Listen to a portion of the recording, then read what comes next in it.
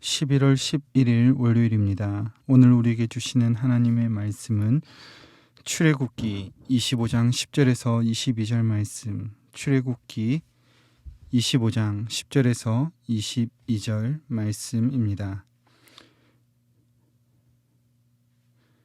그들은 조각목으로 궤를 짜되 길이는 2규빗반, 너비는 1규빗반, 높이는 1규빗반이 되게 하고 너는 순금으로 그것을 싸되 그 안팎을 싸고 위쪽 가장자리로 돌아가며 금태를 두르고 금고리 넷을 부어 만들어 그 네 발에 달되 이쪽에 2고리 저쪽에 2고리를 달며 조각목으로 채를 만들어 금으로 싸고 그 채를 궤 양쪽 고리에 끼어서 궤를 매게 하며 채를 궤의 고리에 낀 대로 두고 빼내지 말지며 내가 네게 줄 증거판을 궤 속에 들지며 순금으로 속죄소를 만들되 길이는 2규빗반 너비는 1규빗반이 되게 하고 금으로 그룹 둘을 속죄소 두 끝에 쳐서 만들되 한 그룹은 이 끝에 또 한 그룹은 저 끝에 곧 속죄소 두 끝에 속죄소와 한 덩어리로 연결할지며 그룹들은 그 날개를 펴서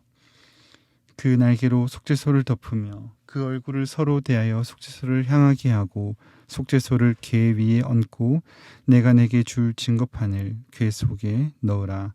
거기서 내가 너와 만나고 속죄소 위 곧 증거궤 위에 있는 2그룹 사이에서 내가 이스라엘 자손을 위하여 내게 명령할 모든 일을 내게 이르리라. 아멘. 이제 하나님은 본격적으로 성막을 지을 것을 말씀하십니다. 이전 본문에서 이스라엘 백성들이 가져오는 것을 기쁘게 받으라고 하신 하나님은 내가 그들 중에 거할 성소를 그들이 나를 위하여 지으라고 하십니다. 하나님은 일찍이 십계명의 첫 번째 계명과 두 번째 계명을 통하여 사람의 손으로 그 어떤 것도 만들지 말라고 하셨지만 이제는 그들이 나를 위하여 지으라고 말씀하십니다. 사람의 연약한 생각과 방법은 하나님의 영광을 가릴 수 있으나 이제 하나님은 보여주실 모양대로 그대로 지으라고 하시며 그 규격까지도 세밀하게 인도하심으로 자기 백성을 통하여 기쁘게 영광을 받으십니다. 그렇게 자기 백성과 함께 교제하시기 원하시는 하나님이 제일 처음으로 만들라고 하신 것은 궤입니다. 우리는 이것을 여러 가지 이름으로 부르는데 하나님의 약속의 말씀을 담고 있어서 언약궤, 증거판을 담고 있어서 증거궤 혹은 법궤라고도 합니다. 이 언약궤가 중요한 이유는 이 자체로 소중하고 성스럽기 때문이 아닙니다. 아무리 하나님께서 명령하신 것이라 하더라도 가장 보잘것없는 조각목에 사람의 손으로 금으로 둘러싼 상자에 불과한 것이 바로 이 궤입니다. 그래서 이 언약궤, 법궤 자체에는 어떤 신성함이나 영험함이 없습니다. 만약에 어떤 신성함이나 영험함이 있었다면 사무엘상에서 블레셋과의 전투 때 법궤를 빼앗기지 않았을 것입니다. 그러나 법궤는 빼앗겼고 이스라엘 백성들은 그곳에서 패배를 당하고 죽을 수밖에 없었습니다. 법궤가 중요한 이유는 하나님이 그의 백성 가운데 임재하심으로 자기 백성과 교제의 방법으로 선택하셨기 때문입니다. 법궤의 규격은 가로 114cm, 세로 68cm에 그렇게 크지 않는 함입니다. 그 안에 들어갈 것은 증거판, 곧 하나님의 백성으로 살아가는 약속의 계명이 적힌 돌판이 담긴 것입니다. 그리고 이후에 더 추가된 것이 있다면 아론의 쌍난 지팡이와 하나님이 일용할 양식으로 내려주신 만나가 보관이 됩니다.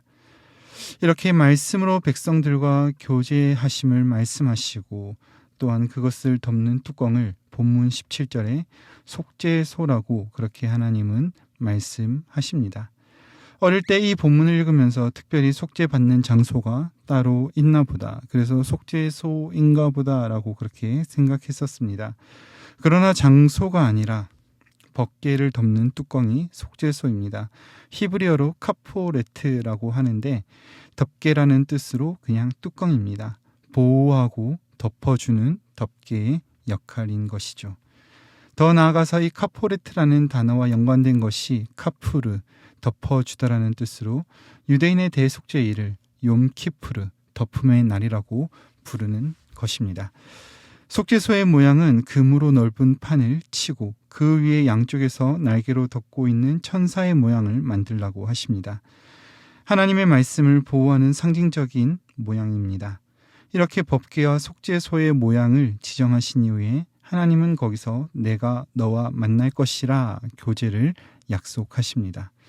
앞서 말씀드린 것처럼 법궤 자체에는 아무런 신령함이 없었던 것처럼 모세 역시 특별한 어떤 사람이 아니라 하나님이 선택하시고 사용하신 사람이라는 것 말고는 성정이 같은 사람입니다. 그러한 그에게 하나님은 친히 교제의 은혜를 허락하고 계신 것입니다. 오늘 법궤와 속죄소의 규례를 통해 하나님이 말씀하신 것은 두 가지입니다. 그 중에 첫 번째로는 하나님께서는 말씀으로 교제하시겠다라고 약속하신 것입니다. 하나님의 임재의 상징인 법궤 안에 계명이 기록된 판이 보관된 것은 하나님은 당신의 백성을 말씀으로 인도하시겠다라고 하는 약속이며 말씀으로 교제하시겠다라고 하는 증표입니다. 그래서 그의 백성들이 따라가야 할 유일한 길은 하나님의 말씀임을 보여주신 것입니다. 이스라엘 백성들은 하나님의 약속을 받고 말씀으로 인도하심을 받은 민족이 되었습니다. 이 은혜는 이스라엘에서 그치는 것이 아니라 오늘을 살아가는 우리에게도 동일한 약속이 되었습니다. 하나님은 자기 백성으로 삼으신 우리에게 말씀하시기 위하여 법궤와 돌판을 주시는 것 대신에 조각목 같은 연약한 육신을 입고 이 땅에 오셔서 우리를 황금보다 찬란한 하나님의 나라의 영광을 덧입는 그의 나라의 백성으로 친히 임재의 장소 전으로 우리를 불러주셨습니다. 언젠가는 깨지고 사라지는 돌판 대신에 영원히 지워지지 않는 그의 사랑의 법을 우리 마음에 새기게 하시고 내주하시는 영원토록 우리 가운데 임재하시는 성령 하나님으로 말미암아 우리의 삶에서 생명의 말씀을 보존하게 하셨습니다. 하나님께서 이와 같이 자기 백성된 우리와 교제하시기 위하여 그의 말씀을 주시고 지키시고 보호하시기 위하여 하나밖에 없는 아들, 영원한 생명의 말씀이신 그리스도를 우리에게 주셨습니다. 우리는 그 안에서 하나님과 누리는 특권을 얻었습니다.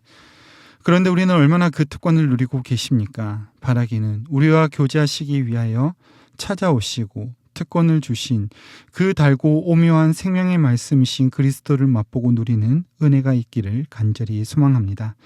그냥 허비하지 마시고 말씀을 사모하며 간절함으로 기도하여 주님 닮기 위해 오늘 하루 온전히 주님께 위탁하며 살아내는 저와 여러분의 오늘 이 하루 한날 되기를 소망합니다.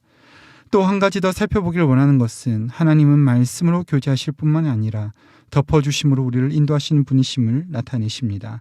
17절부터 기록된 속죄소의 가장 중요한 의미는 거룩하시고 완전하신 하나님이 영광으로 임하실 뿐만 아니라 덮어주심의 은혜를 주시겠다라고 선언하신 것입니다. 그것이 22절에 모세 너와 만나겠다라고 하신 것입니다. 모세 역시 하나님을 뵈면 죽을 수밖에 없는 죄인인 연약한 인간입니다. 그러나 그의 연약함을 덮으시고 동등하게 교제하시겠다. 그렇게 대면하는 대상으로 여겨주시겠다라고 선언하신 것입니다. 이 사실을 기억할 때 하나님의 덮어주심에 감사할 뿐만이 아니라 오늘 우리가 덮어줘야 할 지점이 어디 있는가를 우리는 생각해야 합니다. 예배 문을 열고 나가면 비신앙인으로 사는 것이 아니라 진짜로 우리의 믿음을 요구하는 순간들을 만나게 됩니다. 그곳에서 우리의 덮어줌을 바라고 기다리는 우리의 가족과 형제, 자매, 이웃 동료들이 있음을 기억하시길 바랍니다. 하나님은 우리의 연약함에도 불구하고 우리에게 말씀하기 위하여 하나밖에 없는 아들의 생명을 내어주시면서 우리를 덮어주셨습니다. 그 은혜를 받은 저와 여러분이 주께서 덮어주신 같이 우리 또한 덮어주길 바랍니다. 그리스도의 섬김과 사랑으로 하나님과 교제하게 된 것처럼 우리와 함께한 자들이 복음 안에서 함께 교제할 수 있도록 은혜의 통로가 되는 오늘 하루의 삶이 되시기를 축복합니다. 용서받은 사람만이 용서할 수 있습니다. 말씀을 맺겠습니다. 오늘 하나님께서는 자기 백성과 함께 교제하시기 위하여 법과 제도의 실체를 주셨습니다. 이렇게 주심은 하나님이 자기 스스로를 위하심이 아니라 자기 백성으로 부르신 우리를 위하여 주신 것입니다. 우리 가운데 임재하시며 말씀으로 인도하시겠다라고 하신 하나님은 영원한 생명의 말씀으로 우리 가운데 임하셔서 우리의 마음판에 그의 말씀을 새기시고 가장 영광스러운 천국의 소망을 품게 하셨습니다. 또한 공의로만 인도하시는 것이 아니라 신실한 사랑으로 우리의 허물을 덮어주셨습니다. 그렇게 우리에게 주심은 우리로 하여금 말씀으로 인도하시는 하나님을 사랑하고 우리의 덮어줌을 기다리는 이웃을 사랑하라고 주신 것임을 기억하시길 바랍니다. 그래서 오늘 하루 우리에게 베푸신 그 사랑, 그 생명의 소망을 따라 살아내어 드리는 저와 여러분의 삶이 되시기를 간절히 소망합니다. 기도하겠습니다. 거룩하신 주님, 자기 백성을 위하여 말씀으로 인도하시며 덮어주심의 은혜를 주시는 아버지의 사랑을 찬양드립니다. 이스라엘에게만이 아니라 오늘을 살아가는 우리에게 영원한 생명의 말씀 그리스도를 온전히 주심을 감사드립니다. 그 은혜를 받은 우리가 특권을 낭비하고 허비하는 것이 아니라 온전히 그 사랑을 기억하고 살아내어 드림으로 우리와 함께 거하시며 사랑의 교제를 나누시는 주님을 증거하는 삶을 살게 하여 주시옵소서. 이 일을 위하여 온전히 주님께 내 삶을 의탁드립니다. 주님 기쁘게 받아 주옵소서. 우리 구주 예수님의 이름으로 기도드립니다. 아멘. 이 시간 함께 기도하실 때 주신 말씀 붙들고 기도하시고 주간 기도 제목에 따라 부산과 민족과 한국교회를 위해 함께 기도하겠습니다. 또한 우리 신부산의 모든 성도님들이 말씀으로 승리하는 한 주가 되도록 함께 기도하신 이후에 각자의 처소로 돌아가시겠습니다. 함께 기도하겠습니다.